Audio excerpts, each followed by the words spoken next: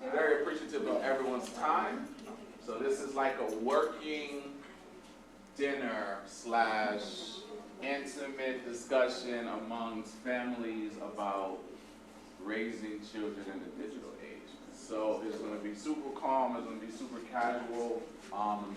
Very, very grateful you all came out on this evening because you could have been anywhere in the world and you are here in Windsor Public Schools. And so, in all seriousness, I want to see if there are any, a couple out here grabbing some food, but just know the way this operates, if there's anything that you want to say, do engage with. If you want more food, drinks, just know this is super casual, but hopefully it's going to be very, very informative. And we won't just learn from myself, but clearly we're going to hopefully learn from each other. So I'll let the two amazing folks come in. Hey, how you doing? How you doing? Good, good, good. And so we're just going to jumpstart things. All right. So I'm Dr. Michael Mallery. For those who don't know, I am the director over the Office of Family and Community Partnerships as well as social emotional learning for the district. But one of my passions is this whole world of digital engagement. And so I don't know if it's a good thing or a bad thing, but I am in the world of the spectrum of the millennial generation. And so part of that, I always say like the 80s was kind of like the best decade in so many ways because we got the benefits of everything pre the 80s.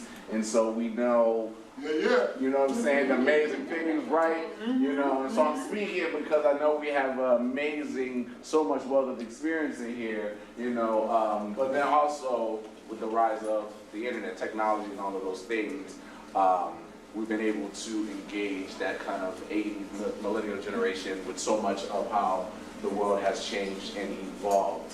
And so, wanted to start with that. Super excited to be here. Just I guess quick, not necessarily roll call, but just to get an idea. Do we have, how many P to pre-K 2 families are here? This is outstanding, 3 to 5. Middle school, high school, all right, obviously college life, yep. And so, we're gonna have the discussion around it. So just quick norms, we're gonna seek to understand, be all in, engage where you feel comfortable, stay flexible and be an active problem solver, and we're gonna acknowledge our limits.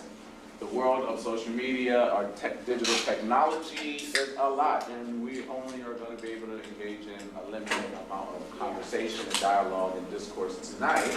So I wanna acknowledge that as we might get to the end of time and there's something that's happening in amazing conversation, but you all have amazing families to get back home to, and so we want to just be mindful of that reality.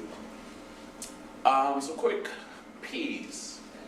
Our purpose: to inform parents about the digital world, equip them with insights and strategies to navigate social media and other technologies with confidence. Process: embark on a guided process, walking parents through social media strategies, demystifying the digital landscape, and empowering them with practical tools for informed parenting, and gain the ability to seamlessly integrate SEL, social emotional. Oh no, that is not the right last one.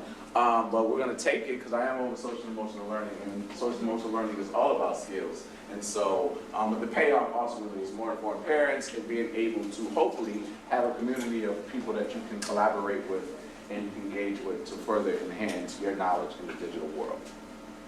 With that being stated, I love elephants. I don't know why I love elephants, but in every room I've ever been in, there's an elephant in the room, and so I like to get elephants out of the room before we start. And so, one, I want you to be gentle with yourself. You are doing the best that you can with the information that you have, and oftentimes the world has shifted so much, as you all know, and I've heard and delivered variations of this presentation. The parents are so hard, like, how did I not know? Was I too busy? What could I? And you're doing the best that you can with the amount of information that you have, knowing that you love your little ones, you are navigating this complex society that we're navigating.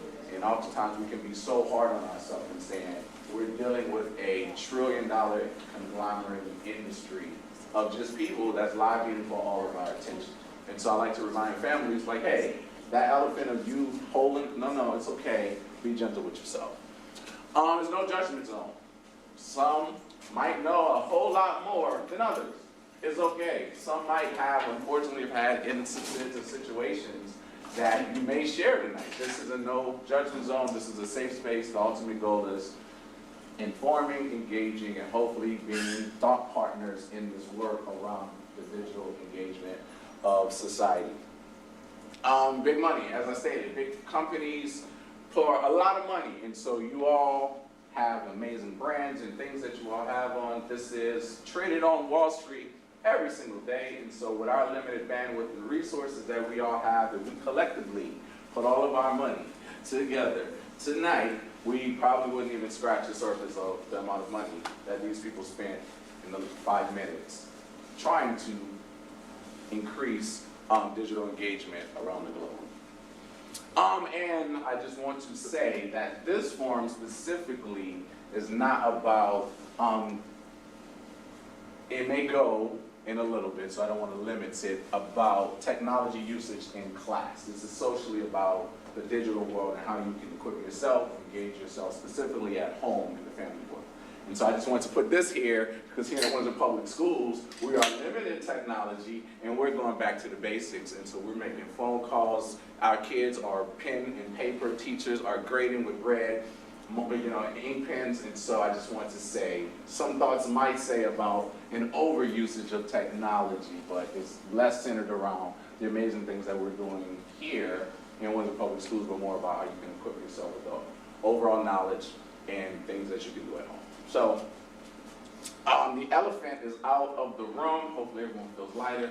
Just wanted to start there. So, icebreaker. How many apps on this photo can you all identify? Take a couple seconds. How many apps can you identify?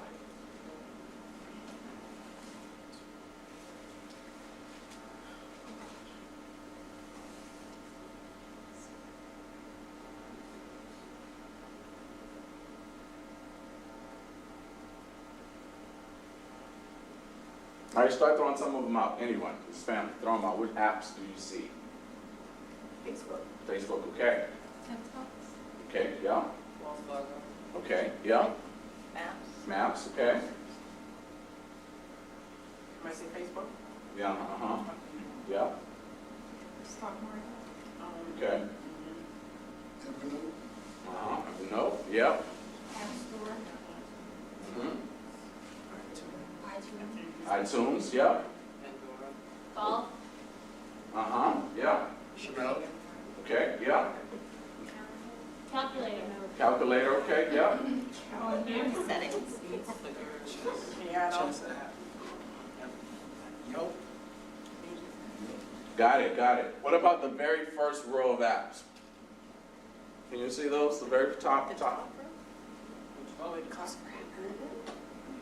Yeah, I won't punish you. The whole point of this image is so many apps in the world that we will never know how many apps truly exist. And so we're going to give each other grace, because as much apps that we have that we don't have, there are tons and tons and thousands upon thousands of apps that are out there. Some are tethered and intertwined in different categories: educational, drama, etc. But raising your child in the digital age, you will never learn all of the apps that are being created.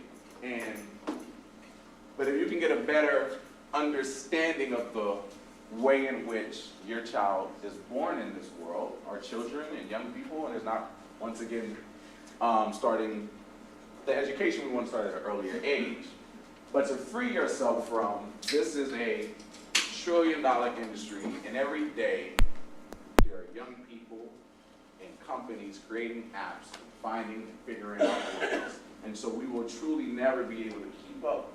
But it shouldn't scare you and make you weary, but just to say, wow, these are some, I had no idea about so many of these different apps that are potentially out there, and there's thousands and thousands and thousands.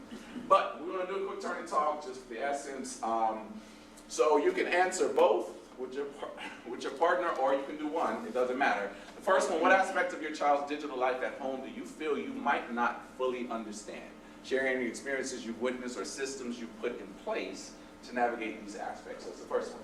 Second one, think about the last time you had a meaningful conversation with your child about their online experiences.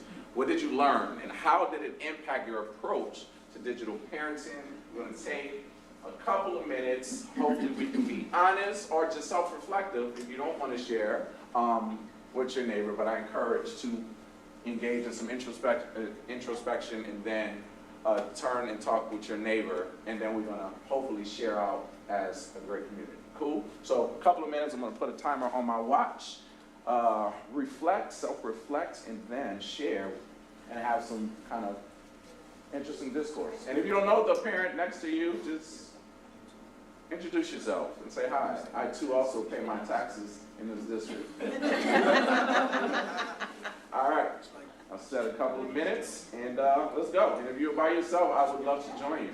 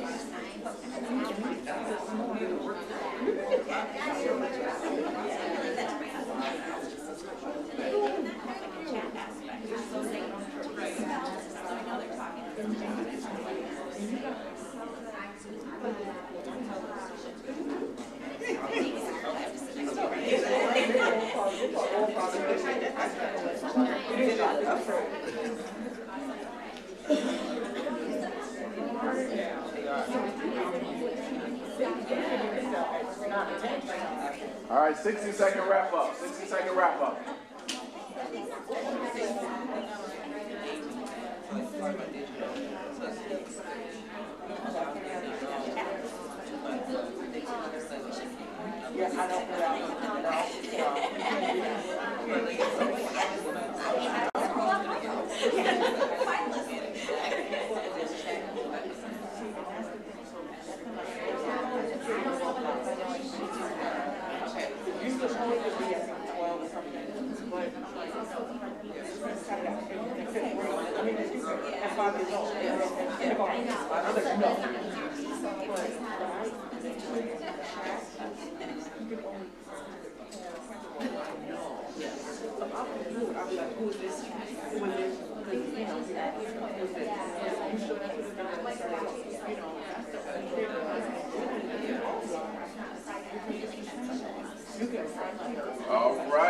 All right. This is good. Can we have some volunteers? So just an FYI, because we want to continue the discussion, we do have Win TV, our local town broadcast that's just recording this so we can be able to share with other families. And so if you're open to participating, you don't have to say yourself, but they did ask me to have our participants speak into this lovely microphone. And so I just want to FYI, no pressure, but I just want to say that before I come around. It was like, why is this guy holding the microphone?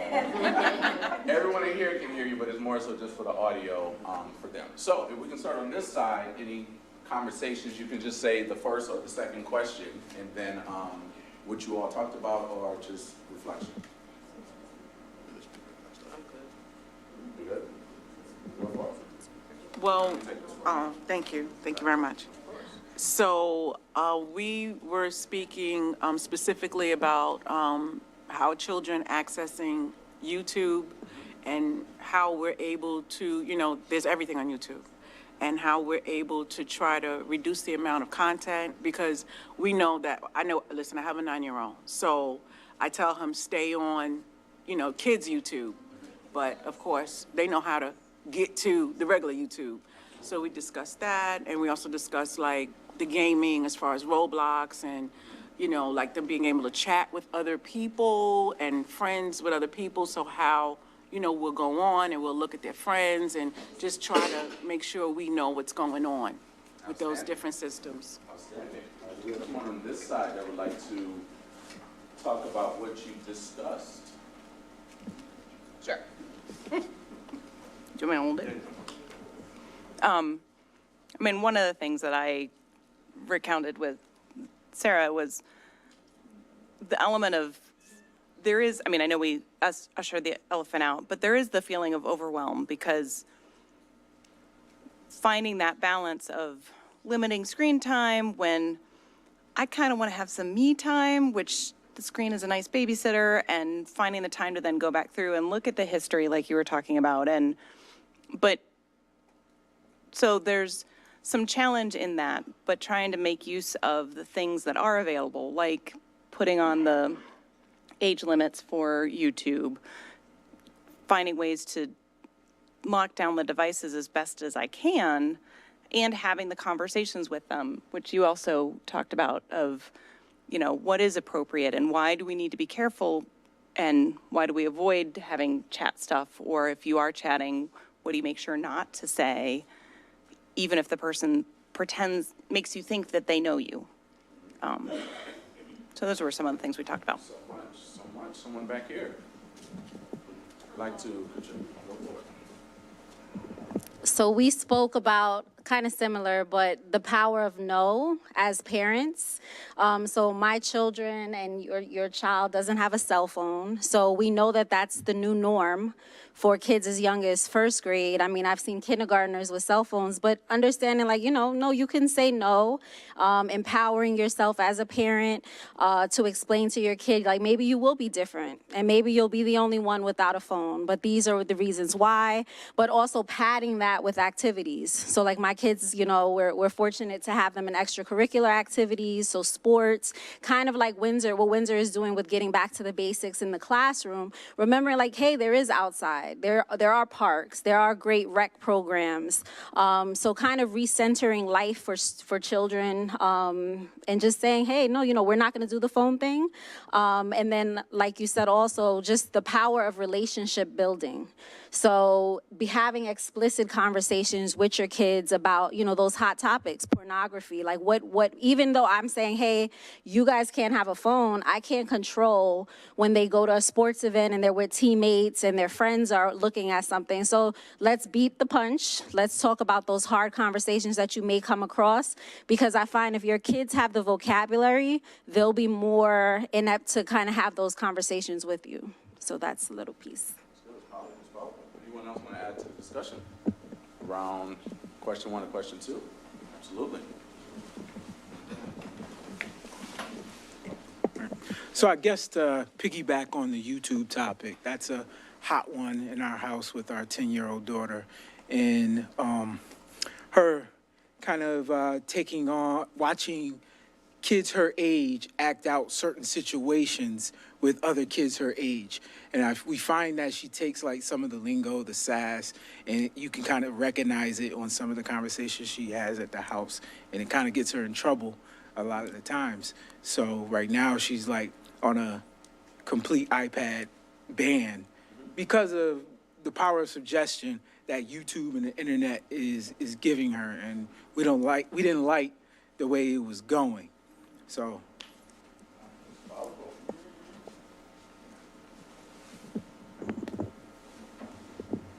anyone else?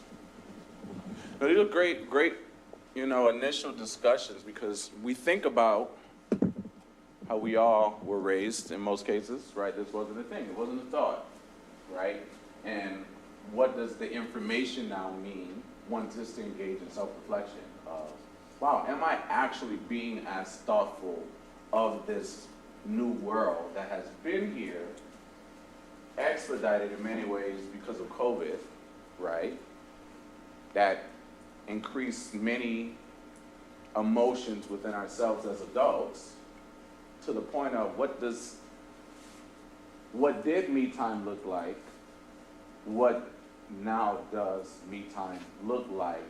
And oh, this is this convenient world that I don't understand, that maybe I hope if I say things that are familiar, you can only watch these types of videos or those types of videos, that at least I'm limiting or hindering, to the best of my ability, the macro scale of the impact. So when you think about, one, the experiences you've witnessed, sometimes we can't get so caught up in the day-to-day. It's a good reflective tool to say, am I even at a place in my life that I can just pay attention? Or systems you put in place. Well, one, what is a system? What potentially could be a system? Or who do I talk to or could talk to that maybe has a system, not saying a perfect system, but a system that I'm vulnerable enough to then try to institute and implement within myself?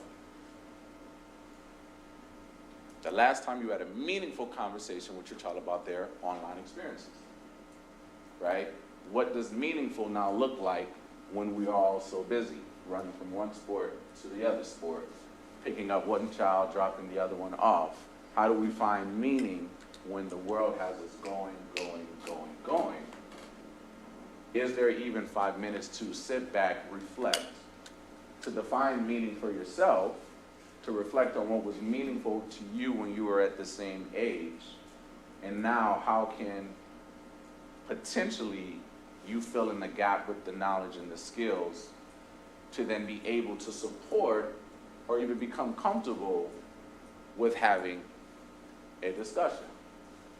Many of my colleagues know, growing up, it was children don't converse with adults. And adults said, this is grown people talking. It just was grown people talking, right? And so, but things were happening, and so some things were done out of fear. And we, as we know, fear oftentimes leads and breeds curiosity. But there were also limited skills, and to say, well, how do I invite you into an adult conversation, but trust in a way that I'm not necessarily blurring the lines and saying that, hey, you're my friend now, but I'm your parent, trying to understand the world, and I am now being vulnerable that you have more insight. I have more lived experience, but you have more insight into this world. And so oftentimes as parents, you work so hard to provide and to do things, it's, oh my gosh, I don't want my kid to see this potential level of vulnerability that I have for something that they clearly don't know anything about, but they know everything about. That within itself, raising a child in the digital, could be so freeing, because that's the first step. And so I appreciate you all for reflecting on that process, because as I was mentioning before in the started, we know right now, just from research, Pew Research Center, which is national, just research archive and other data hubs, that 90% of families have become so busy that they don't have these discussions because it's become so overwhelming. But new parenting says, well, because I am on the go and there has been so many things that have happened in the world, I want to equip my young person with something that I never had, that I couldn't even have dreamed of that I would have had at this age. oftentimes out of necessity, potentially. And so, but now the $1,000 computer is in the pocket, and kids are like, oh, game on.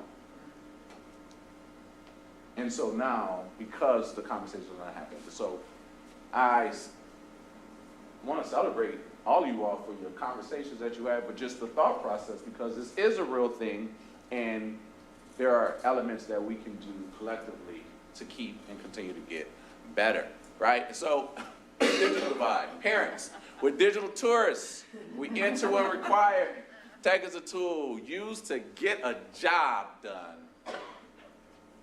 No child can do it. Children, digital natives, live in it. Tech is a home, build relationship. No parents can't do it. Know that you have your Netflix password, but you're so tired, you're gonna go to sleep, and all they have to theoretically do, even though you created them an amazing profile.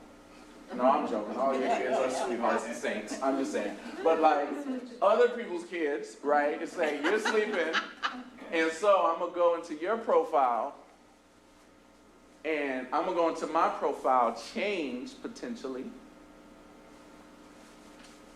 the restrictions and permissions, go into your account,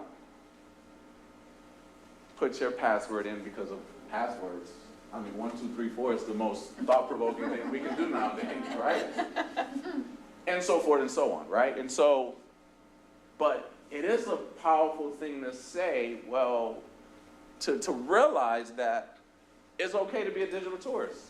It's okay that they live in it. It's okay that they know more than we do in this area, but how do we bridge the gap and have the discussion and the conversation that allows us to meet somewhere in the middle to where now as a parent you can continue to do what you do at a very high level, but also the nuanced version of now wrapping them into this family world and dynamic.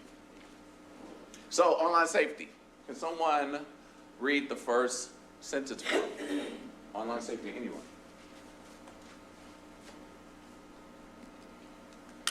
I'll read it. Oh, go for it. Thank you.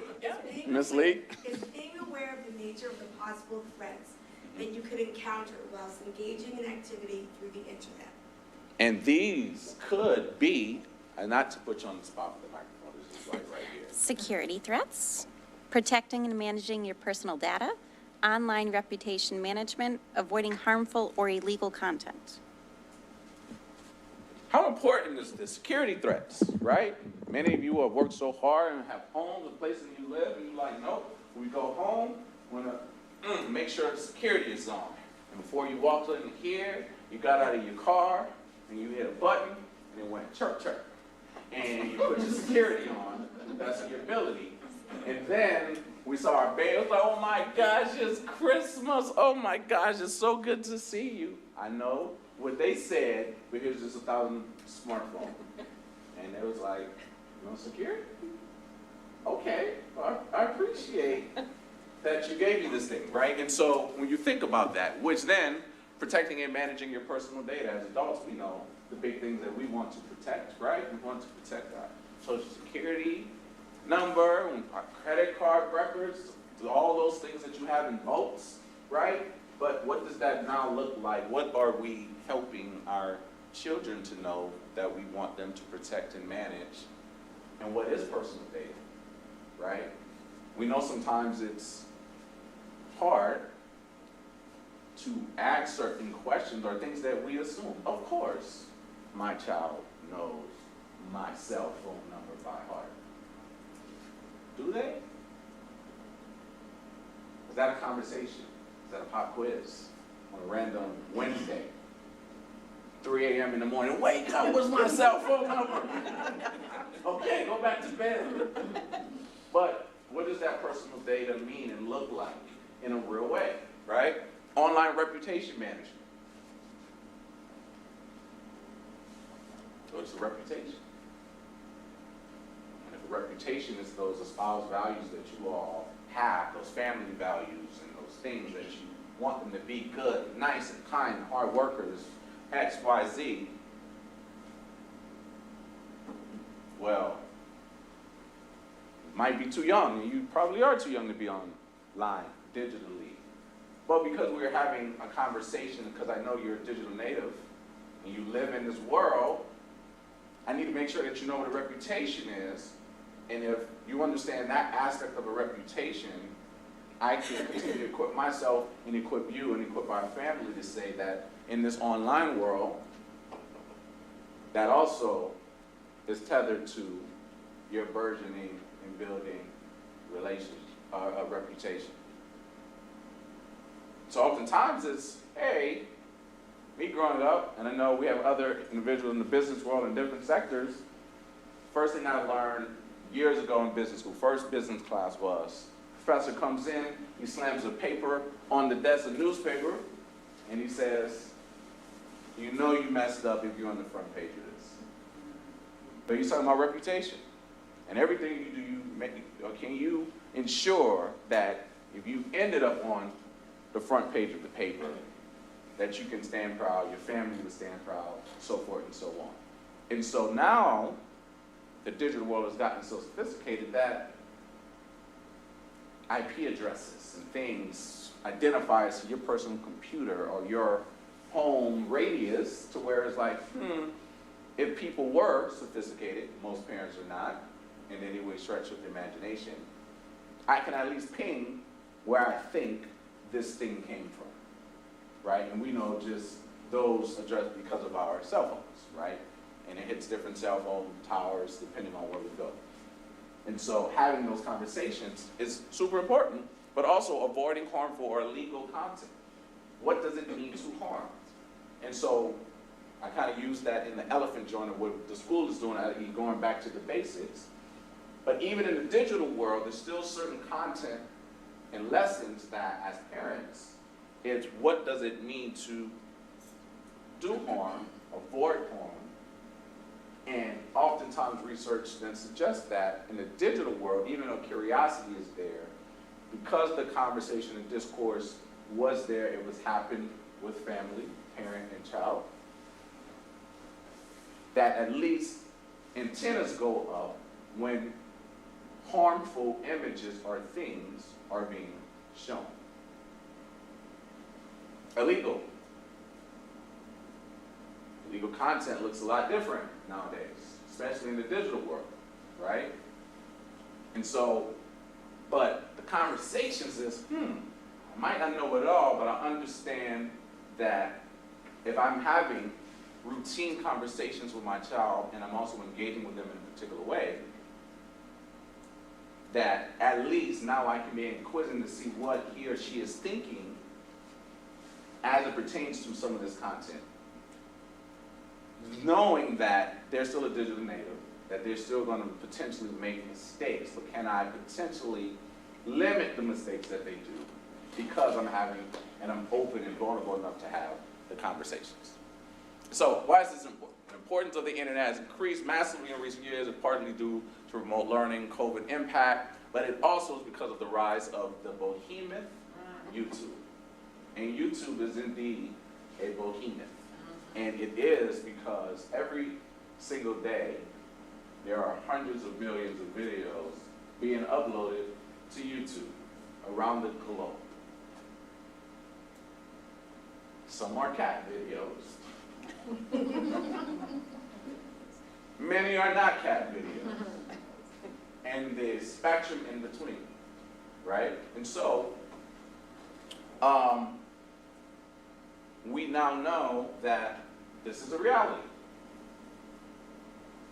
Statistics highlighting the prevalence of online safety issues. 79% of children surveyed have experienced online bullying. Now, different people might have a spectrum of what bullying is. For you all, what would you all consider are examples of online bullying? What do you think online bullying is?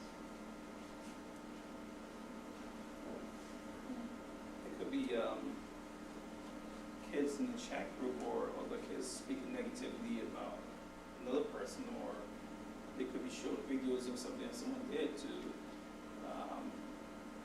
criticize or to minimize their personality. So there are little small little things that you may not even consider harmless, but when you look at it in the totality, it harms the kids emotionally, physically, mentally. That's a good point. I'm going to give you a spoiler alert because we had this amazing tour. We had this amazing legal organization that we work with. I forget their name. Shipman and Goodwin, and they use this incredible phrase that says, "It depends." But yes, oftentimes the chat room, gaming, sharing, those elements could be, oftentimes are a form of online and digital bullying. Go for it. Making a fake account. Or just ghosting somebody so that they cannot engage with. That's true, might be a little less of bullying, but yes, creating fake accounts. And we see this, unfortunately, the ease of creating fake accounts and what that then could potentially do to then say and do whatever. Not to be incredibly afraid or scared of, but to know that now that's a possibility. I grew up in a generation where if this was your name, or that was what it said on the house, and that's what it was on my driver's license, that's what the digital world rules are.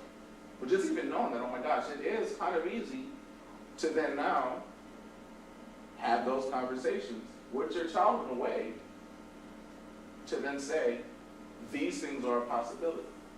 And we know that in most cases, the more information that we're able to share with our kids, some may lead to slight curiosity, but more feel empowered because they had a safe discussion with their parent or their guardian. 70% of children surveyed have experienced inappropriate contact.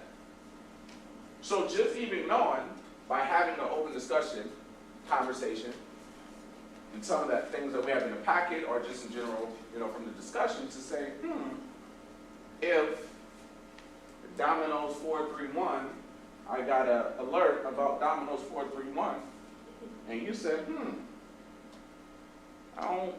granddad's name is not Domino. I don't really know too many Domino's ever, except pizza or the game, or I'm joking, but you get where I'm going. And so that might not be a conversation to have, or it could be a drive, it could be a chuckle. You could hear something, it could automatically trigger, well, who's Domino? But the open lines of communication now begins in a way that initially starts off safe to where I am wanting to know what's going on in your world because I'm setting a level of consistency to do that. It could be the thing in the drive. It could be the family routines at dinner. It could be the weekend. It could be the time after church. But once kids start identifying that, there is a day or a time that will be consistent, that begins having an opportunity for you to engage and understand, I want to see if there's been some inappropriate contact with my child or my children or my nieces, my nephews, so forth and so on. 81% of children surveyed have experienced potentially harmful experiences. Think about potentially, what do you think that phrase means? Have experienced potentially harmful experience. What do you think the harm comes from?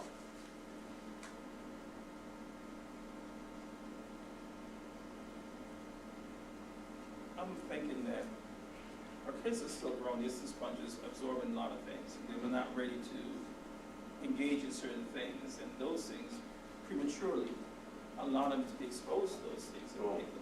Exposed. And so 81%, it is just the exposed. What do we mean by exposed?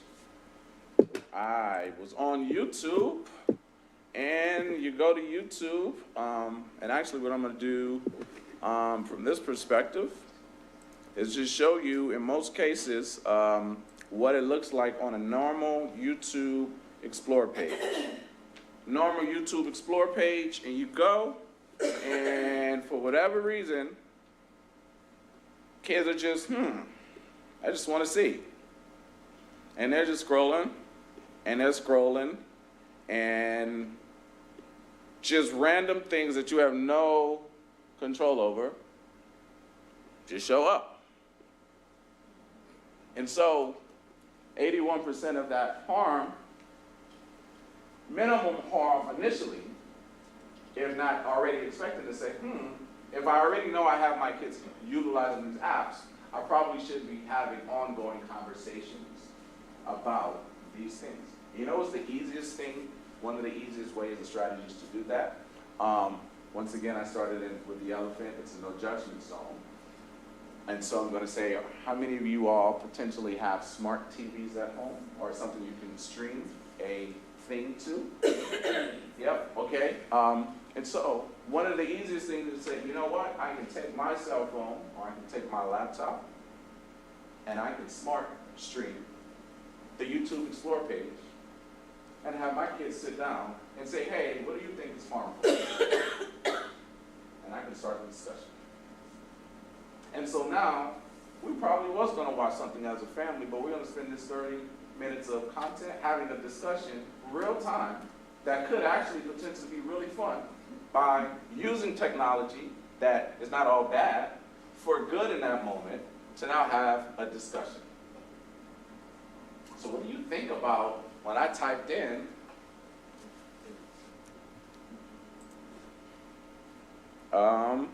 somebody give me something to type in, just throw something out. Something random. They could be fun, it doesn't matter. Roller skate. Say again? Roller skate. Okay, you want Usher was just at the Super Bowl doing his thing. I can't even skate like this. Okay, I'm joking. Okay, roller skating. Roller skating. And roller skating comes on. And it could just be simple of, what does this mean? What are these random videos? What do we think about it? Oh, I typed in roller skate, but why is I broke my tooth roller skating in my house Spy Ninjas? Why did that come up, right? And you go, but you think about this. How often, or maybe I should pose it this way, how many of you all have ever, for educational purpose or for family discussion, screen shared a device to the television and that was the family discussion for the night? So, strategy, when we think about, okay, this world, they might know more about this world, but we both have technology. They wasn't expecting it. I needed to understand this opportunity. And so now we're going to educate where are my laps and my understanding. But I've lived more, and I've lived longer, and I have more experience, but they have this other piece, but we're going to do this in this cool, fun, exploratory way. Right? So many people have not thought, of one of the back doors that so many children have to social media sites. It's not the social media site, it's the fact that they go to the behemoth YouTube and they say, tick, top videos. And then boom, I now can see everything that's happening on TikTok, even if I said, Mom, Dad, I promise you I'm not on TikTok. I'm not on TikTok, but I am on TikTok, but I'm not on TikTok. And so the strategy now becomes, oh my goodness, we're going to have us an amazing random exploratory discussion about TikTok in a way to where now it's both potentially educational in so many ways. But wait, it's more interesting.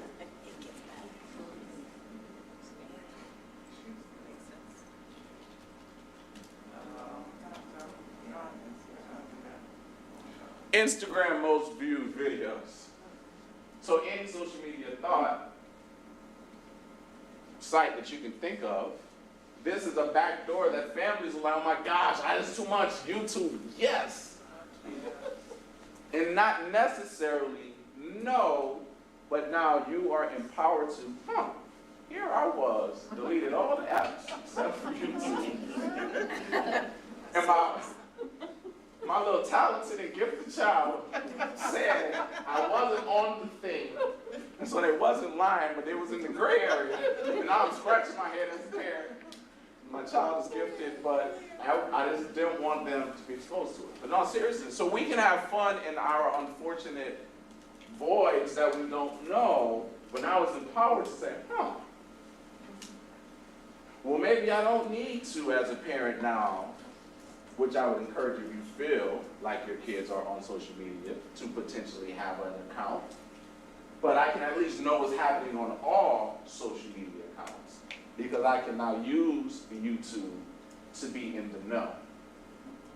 And so now from an educational perspective is, so I was wondering why my child might have been doing X, Y, and Z. What are trends that are happening on TikTok, on Instagram, on Twitch, on Roblox?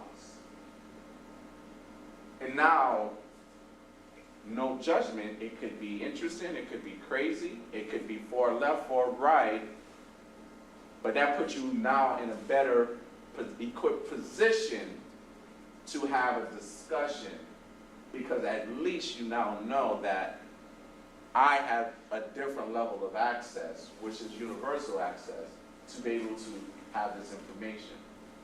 And if I'm being wise with myself and my family time, now I know where to drive the conversation, even before I make the judgment and say, hey, did you know this is not the, hey, kids, did you know that you can do that? This side of it is for the parent education to say, I can do that, and now I now know where I can potentially drive discussions to then see what is some of the things that my kid is or may not tell me, so I can try to build the relationship in a way to where I'm still the parent, I'm the guardian, but I don't want it to be so extreme from a hammer perspective to that. My kid is like, you know what, it doesn't matter, I'm gonna just go to school and get Johnny's phone. But more so, I'm intrigued that my parent is having this discussion with me, especially for some of our older kids, 3rd grade and older, who are very smart, because we know all of your grandbabies and nieces and nephews know how to navigate these devices, but you're doing it in a way that's thoughtful. By show of hands, how many of you all knew about this back channel? I taught middle school. So. Oh, okay, you taught middle school, okay, yep.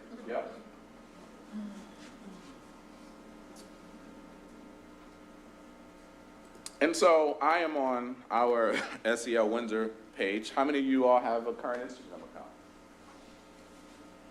Okay. Do you all have it and engage with it, or is it just a thing that exists? This is it, and that's okay. It's okay, but I wanted to also make this a working model. This is our former valedictorian, Sandra. She's at USC now, and so it seems like she is doing a very passionate plea about something. But the Random Explore page, just like YouTube, when we talk about that percentage, you'll get some of Windsor, you'll get random joints, and it'll allow you to know, these are some random things that either have been searched, that it's being forced my way, which potentially could be being forced my child's way. But it's also to say, when my kid says, hey, I'm just exploring, we might not necessarily want our kids exploring. Or, hey, let's explore together. And this is how, unfortunately, these companies, which if many have been watching the news, some states are they're having this big Congress versus the big tech companies and everything that they have done, right? These discussions, but knowing that these things have become so profitable, and the influence and social connectedness that it has had, but also social influence, it's parents and families have to now. And so if it was like, you know what, I didn't have time, it was like, okay, well, I have to make time. And I have to to say, I'm doing this because I love you, and I'm not banning or permitting you in ways, but I'm also aware that this is how the discussion is going. But I get to now use real examples, so it's not mystical anymore. It's actual real things that can help drive a discussion in a particular way. So why do you think it should be so easy just to discover anything? Do you see that as harmful? No, I don't. It's not a big deal. Why isn't it a big deal? Should anybody be able at any moment to put anything? And then you start having those conversations and you are able to piece by piece start getting small doses of information to see, oh my gosh, my kid was a mute over here, but for some reason my kid has a lot to say about these things. That empowers parents and families in such a way that, like I mentioned earlier, research right now, 90% of parents that have 11-year-olds to 18-year-olds, knowing that in most of the quote-unquote minimum ages are supposed to be 13, but everyone knows how to log in and create a fake birth account, but are not even having the discussion. And so how do we now try to empower the 10%, and then the 10% can slowly but surely in your own circles, you say, you know what, I'm catching up with my friend or my colleague, going, hey, are you all having this discussion? Hey, maybe we now get the kids together, and it could be a unified front, because we care about our kids, and yeah, we're gonna have fun, and it's gonna be this piece, but we're brainstorming together, and I might have some strengths here, or this might have happened here, and now we're able to do this together versus being so siloed in our own moments. All right, we can do here hashtag funnels.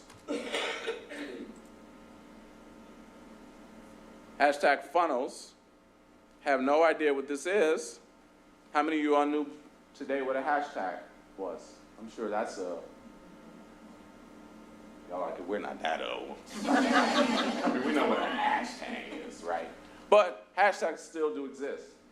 Hashtags help, quote unquote, social influencers try to manipulate themselves into different channels to hopefully drive traction to themselves. But it also then changes, as you're doing it, your explore page. So even hashtag funnel, the more I go down this funnel, now when I go back to my explore page, if I'm on this hashtag long enough, some of this shifts into my explore page. And then the more I go through different hashtags and different hashtags, you see where I'm going with this? And so oftentimes, it's fun, it's cool, but it's a reality that, oh my gosh. So maybe now that I do have my Instagram account, maybe I might take 5 minutes and just type in hashtags and see how even innocent hashtags could potentially be misleading or misguiding. Some of these companies now have tried to do, put some artificial intelligence and algorithms in place to try to catch certain things that people may upload. But, and it may say the community guidelines have limited or blocked this hashtag. But in most cases, the hashtag just changes because of it. Knowing that information and what you can do with the information, oh my gosh, it makes you almost like a FBI, CIA agent, because you get to look at your baby differently now. It's just like, I know what a back channel is. Game on. And they're like, why are you saying that when you're smiling like this? Because I know. What do you think you know? I'm not telling you what I know, right? And so, and you all know this just from the logging in perspective, but just how easy in most cases it is to just say, hey, I want to, what they've done, they've made it super simple. Continue with Apple. Well, hey, I bought my child an iPhone. As soon as they put that Apple that allows them to download the apps, TikTok just made it super easy to say, hey, just continue with Apple. And so if you got the smartphone, but you potentially maybe had your information in it, well, now TikTok was, oh, well, this person's they have definitely the appropriate age to log on to this easily because of that. Most kids don't use Twitter X. Most have a Google, and they just know how to use a Google from that perspective. Many have a Facebook because Facebook, even though Facebook owns Instagram, and Facebook owns WhatsApp, and so many other companies. Facebook is one of the biggest behemoths in that space. They make it so easy. How many of you at your job have like this one-click security factor? You just click. Do you want to use your Google to continue? This is the essence of what social media companies are doing now.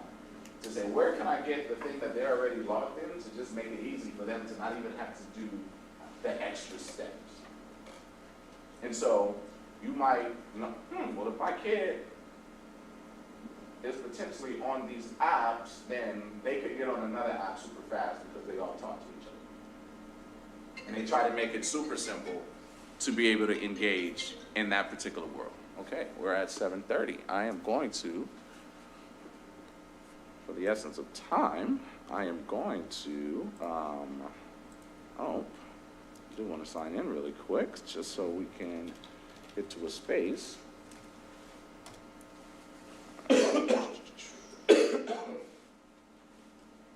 Y'all can speed past some of this for the essence of time. So I'll just go into here. What's good about social media? Connection and communication, instant global communication. What would have taken us very long, though I do miss my pen pal from back in the day that I had in 3rd grade, and we wrote to this random person that I never heard back from, or at least my teacher might have wrote back and said I heard back. But it's all good. It's all good. I miss those days, and I think those are equally important. But the global world that we live in, as scary as it could be, is still something amazing about saying, wow, where I'm originally from, Louisiana, I can be connected with people all across the world. And I can learn different languages and different foods and different things. There's something special and powerful about that I think is amazing. Education. Though YouTube is the behemoth, you can learn anything on YouTube. Many of you probably have done some work to your house, and would be like, I'm not paying him that. Go on YouTube, and you're like, oh, all I have to do is flush the toilet. Okay, that's what it was. But valuable education. I mean, from career readiness, coding. You think about it, but those oftentimes won't initially be on the Explore page. But how do you then use the Explore page and the search box to then start having those discussions with your children about things that could be doing, but doing it in a real-time way to where it's not just a conversation, is actually something that they can visibly see that we're doing together. Broad access to diverse content and people, voice, empowering the unheard with significant social media, media followings. We know that has helped to empower so many movements and things, just by having a voice that often was silent, encouragement, and humor. Sometimes you just need to see a cat video. Seeing a cat dance or roller skate when you thought work was over and that last person came in, you're like, you know what? I needed that video in the car to get me home, right? And so it definitely has some joints. Challenging about social media, anonymity, hatred, and cruelty. It's unfortunate. Distractions, right? It can be very productive. It can be very, very distracting. But not having the discussion, the conversation on the ways in which having fun is needed and necessary, but how this could be a tool for productivity. If not, that what makes it challenging, that you can go down the rabbit hole, and next thing you know, it's time for school or it's time for work. It's an escape, comparison, validation, expectations, and information, time, and boundaries. What does it mean to set up boundaries? Something I teach kids and families all the time. You're gonna go to your settings and you're going to deactivate all of your notifications. Because to have anyone, especially outside of the parameters of the time that you work and feeling that they have so much exclusive access, or just from I have 12 apps and all of the notifications are on, that within itself is not a healthy boundary. So once again, going back to the basics, hey son, hey daughter, what's a boundary? Are you able to recognize a boundary? Because if you're not able to recognize the boundary, are you able to then create a strategy or something to then put in a boundary that can be accessible? And then big data, just to say most popular social media networks that are out here, worldwide average. United States, these are the biggest streaming platforms right now. From the gaming world, this is massive in the gaming world. And once again, the back door is YouTube. You can go and say, what are people saying on these headsets? Because you want to know, unless it's I'm playing with my cousin or a friendly friend or someone that I know, maybe you want your kid to play that game. But you definitely don't want your kid playing that game being connected to a person that you don't know.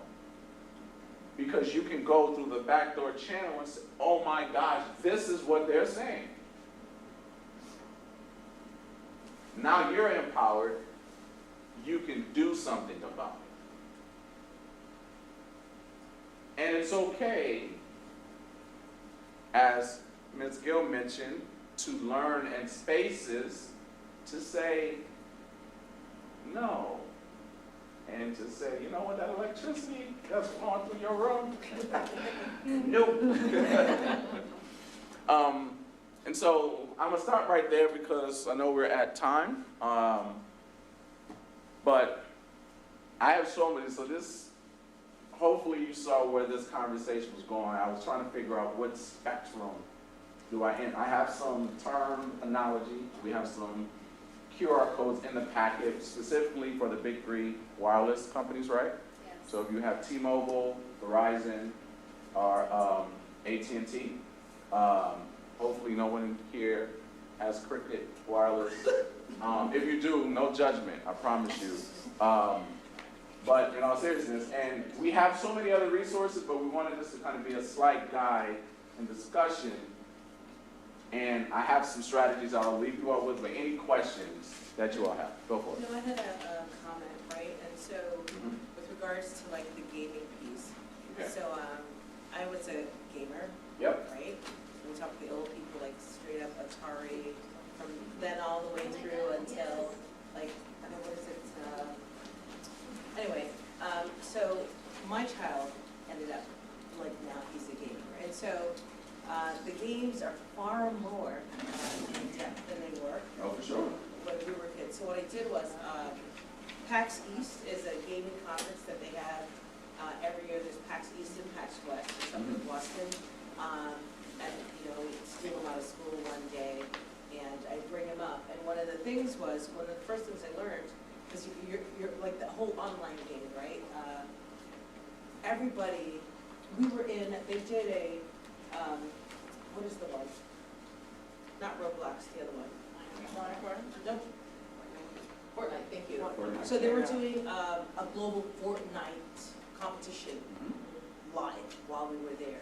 And they had everybody all over the globe playing. And that's when you sort of realize, like, you know, like, holy cow, like, I want to say my child was 13, 14 at the time. And then you see all the people that are playing, from younger than him to like old, like, dude, like, go get a job, like, you know, but I can't say that, right, because I game, right, so, but you see the range of people, age-wise, that are playing all of these games, and if you're on a live platform, at any moment, globally, right, so 8 o'clock our time could be any time, so your child is online playing with a grown-up. Like, and I think I sort of stood there and had to have it come to me, like the realization, to the point where I think I'm a trustworthy grown-up, but now my child is playing in a global platform, and I don't know this. And when you're losing, or you start yelling, and like the aggression, and that was one of the major like eye openers. So I do believe in gaming. I encourage everybody to snatch up your child and attend the conference. You know, they're doing some really great work with regards to like education and the platforms with regards to like computer science. It's really great. The other thing I wanted to mention with regards to like social media. And if you have children, I did this, and my children are my like experiment. I took my son's cell phone away, and his reaction was that of an addict going through withdrawal. And so Dr. Michael mentioned about like research, right? It impacts that part of the brain. When we're talking about dopamine, right? Where those drugs impact the brain. And don't get upset with your child. Like I had to do a lot of reading and coming to Jesus moments, coming to DTF moments. That is a bumper sticker. Yeah, right? but to understand like what exactly is going on with my child, it is not his fault because he is addicted, right? That is what happens, because when you take the phone away, and we had a parent, you mentioned you took the phone away, like what was your daughter's reaction, right? Did you get a meltdown? And that's when he talks about like having those conversations. And as you're saying, like share conversation, in my mind I'm thinking like, oh my gosh, like those conversations, like, oh my gosh, like I beg you, please, please, please, please have a conversation with your child. Learn how to lock the phone. Learn how to lock the phone. And I learned, like you said, it is okay to just say,